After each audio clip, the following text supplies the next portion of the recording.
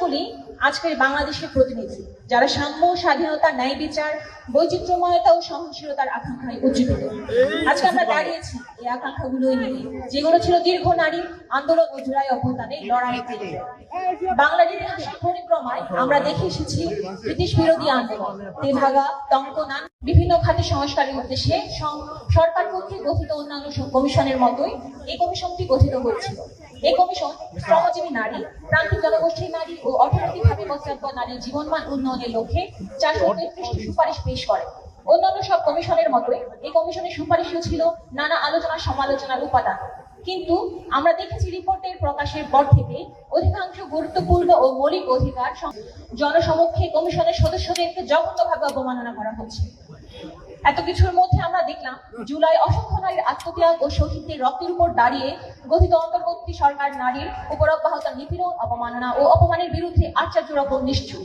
সরকারের নিজের তৈরি করা নারী বিষয়ক সংস্কার কমিশনের সদস্যদের উপর এই ধরনের ন্যাক্কারজনক আক্রমণ করেও সরকার কোনো ব্যবস্থা নেয়। আমরা দেখছি সমতার দাবিকে অবমূল্যায়ন করে, মর্যাদা ও ন্যায় বিচারের আকাঙ্ক্ষাকে অগ্রাহ্য করে গণতন্ত্রের স্বপ্নকে সংখ্যাগরিষ্ঠের কর্তৃত্ব ও নিয়ন্ত্রণের অস্ত্র বানানোর চেষ্টা চলছে। আমরা দ্ব্যর্থহীনভাবে বলতে চাই, যেখানে কাঠামোগত বৈষম্য সহিংসতা বিদ্যমান, সেখানে ন্যায়ের সংগ্রামকে বাধাগ্রস্ত করা, হুমকি প্রদান করা বা বিকৃতভাবে উপস্থাপন করা আদতে সেই সংগ্রামের জরুরতাকেই প্রমাণ করে। এটা আমাদের দাবি সততা ও ন্যায্যতাকে পুরো প্রতিষ্ঠিত করেছে। বন্ধুগণ, এখনো এদেশে কৃষি, মৎস্যজীবী ও গৃহকর্মী কর্মপেশায় নারীদের রাষ্ট্রীয় স্বীকৃতি নেই। এখনো একই কাজে নারীরা পুরুষের চেয়ে কম মজুরি পান। দলিত, হরিজন ও আদিবাসী নারীরা জাতিগত নিপীড়নের শিকার হন। পার্বত্য চট্টগ্রামে নারীদের উপর চলে সেনাবাহিনীর অকথ্য নির্যাতন। আজকে যখন অধিকারের দাবিতে আমরা সমবেত হয়েছি, তখন বম নারীরা কারাগারে বন্দী। বাংলাদেশের শতকরা 96% নারী আজও ভূমির মালিকানা থেকে বঞ্চিত। এশিয়ায় বাল্যবিবাহের শীর্ষে রয়েছে বাংলাদেশ। স্বামী বা সঙ্গীর হাতে নির্যাতনের ঘটনায় বাংলাদেশ বিশ্বের চতুর্থ। প্রতিনিয়ত নারীরা বৈবাহিক ধর্ষণের শিকার হচ্ছেন। ধর্ষণ, সংঘবদ্ধ ধর্ষণ, ধর্ষণের পরে হত্যা, যৌতুকের জন্য হত্যা, আত্মহত্যায় প্ররোচনা আর যৌন নিপীড়নের মতো গুরুতর অপরাধের মামলায় 97% ক্ষেত্রেই কোনো বিচার হয় না। অভিন্ন পারিবারিক আইন না থাকায় এই প্রতিষ্ঠানটি প্রাতিষ্ঠানিক ত্রুটি বা জটিলতার কারণে সম্পত্তি, বিবাহ বিচ্ছেদ ও বিচ্ছেদের পর সন্তানের অভিভাবকত্ব পাবার অধিকার থেকে বহু নারী বঞ্চিত। এখনো যৌনকর্মীদের নাগরিক সুরক্ষা নেই। এখনো লিঙ্গীয় বৈচিত্র্যে মানুষদের স্বীকৃতি নেই। অহরহই প্রবাসী নারী শ্রমিক দেশে ফিরছে লাশ হয়ে। এই সকল কাঠামোগত বৈষম্যের বিরুদ্ধেই আমরা সংঘবদ্ধ লড়াই। আমাদের লক্ষ্য সাম্য ও মানবাধিকার প্রতিষ্ঠা। আমাদের সংস্কৃতি, ইতিহাস, ধর্ম কোনোটাই সরল নয়, সমরূপী নয়। জাতীয় ঐক্যের দোহাই দিয়ে নারী বা অন্য কোনো প্রান্তিক গোষ্ঠীর অধিকার, মর্যাদা ও সমাজ ন্যায্য অবস্থানের দাবিকে অস্বীকার করা যাবে না। আমরা মনে করিয়ে দিতে চাই, কৃষকের ভূমির অধিকার থেকে শুরু করে পরিবেশগত ন্যায্যতা প্রতিটি নারী সংক্রান্ত বিষয় এবং নারীর অধিকার একটি ন্যায় ভিত্তিক সমাজের নির্ণায়ক। সমাজের সবচেয়ে বঞ্চিত জনগোষ্ঠীর অধিকার নিশ্চিত না করে সকলের জন্য মর্যাদা ও ন্যায় বিচার প্রতিষ্ঠিত করা যায় না। অন্তর্বর্তী সরকার ও ভবিষ্যতের যে কোনো সরকারকে আমরা মনে করিয়ে দিতে চাই, নারী, শ্রমিক, জাতিগত, ধর্মীয়, ভাষাগত, সংখ্যালঘু, হিজড়া ও লিঙ্গীয় বৈচিত্র্যপূর্ণ পরিচয়ের নাগরিকের রাজনৈতিক, ব্যক্তিগত ও অর্থনৈতিক স্বাধীনতা কোনো শর্তাধীন হতে পারে না।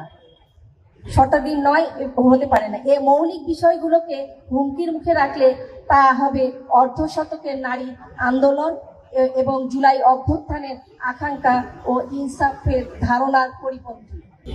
সহযোদ্ধাগণ, আমাদের লড়াই শ্রমিকের ন্যায্য মজুরি, ছুটির অধিকার, নিরাপদ কর্মপরিবেশ ও সংগঠনের অধিকার নিশ্চিত করার লড়াই। আমরা লড়ছি নারীর ভূমিকা অধিকার প্রতিষ্ঠার জন্য। আমরা চাই কৃষক হিসেবে তার পূর্ণ স্বীকৃতি। আমরা চাই শিক্ষা, স্বাস্থ্যসেবা ও বাসস্থানের অধিকার। চাই যৌন ও প্রযোজন ক্ষেত্রে নিজের সিদ্ধান্ত নিজে নেওয়ার অধিকার, গোপনীয়তার অধিকার, রাজনীতি ও রাষ্ট্রিক বিচারিক প্রক্রিয়ায় নির্ভয়ে অংশ নেওয়ার অধিকার, নিপীড়িত নারীর বিচার পাওয়ার জীবনযাপন ও সামাজিক নিরাপত্তার অধিকার। আমাদের লক্ষ্য সম্পত্তিতে নারীর অধিকার ও সব অর্থে আত্মনিয়ন্ত্রণের অধিকার। আমরা লড়েছি প্রতিবন্ধী ও দেশের সকল প্রান্তিক জনগোষ্ঠীর অধিকার প্রতিষ্ঠার লক্ষ্যে। আমাদের লড়াই পরিবেশ ধ্বংসের বিরুদ্ধে, বিচারহীনতার বিরুদ্ধে, জনগণের গণতান্ত্রিক অধিকার খর্বের বিরুদ্ধে। উল্লেখিত মৌলিক নীতিগুলোর অধিকাংশ নারী বিষয়ক সংস্থার কমিশন উপস্থাপন করেছে। ফলে এই কমিশন বিলুপ্ত করার উদ্দেশ্যে পরিকল্পিত ও কুৎসিত প্রচারাভিযান অত্যন্ত উদ্বেগজনক।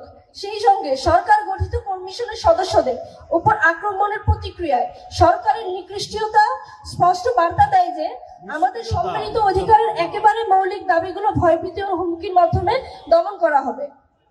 আমরা দেখেছি ঘৃণা ও বিদ্বেষের রাজনীতি, হুমকি, সংঘবদ্ধতা, সহিংসতা অবাধে চলছে। আমাদের ন্যায্য দাবিকে দমন করার চেষ্টা চলছে।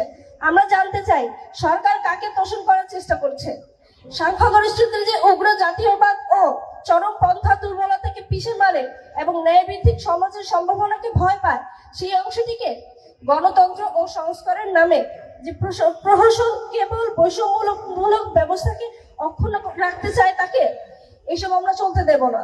আমরা জানি অধিকার চেয়েও পাওয়া যায় না, তাই আদায় করতে হবে এবং আমরা তা আদায়ে ভয় পাই না। আমরা দাবি জানাচ্ছি অন্তর্বর্তী সরকারকে তার সাংবিধানিক দায়িত্ব পালন করতে হবে।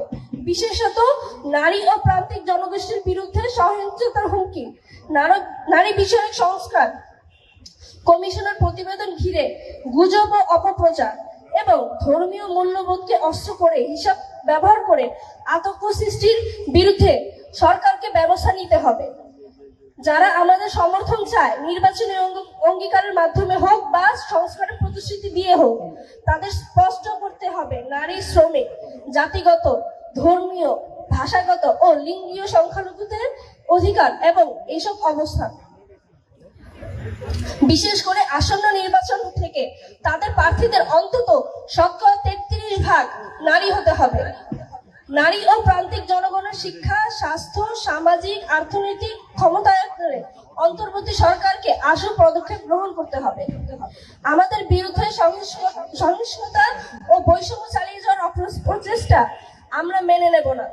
আমাদের মৌলিক অধিকারগুলো অস্বীকার করার ষড়যন্ত্র আমরা প্রতিরোধ করব। বিশৃঙ্খলা ও বিভ্রান্তি সৃষ্টির চেষ্টা, সংস্কৃতি ও ধর্মকে দমনমূলক অস্ত্রে পরিণত করার চেষ্টা আমরা প্রতিরোধ করব।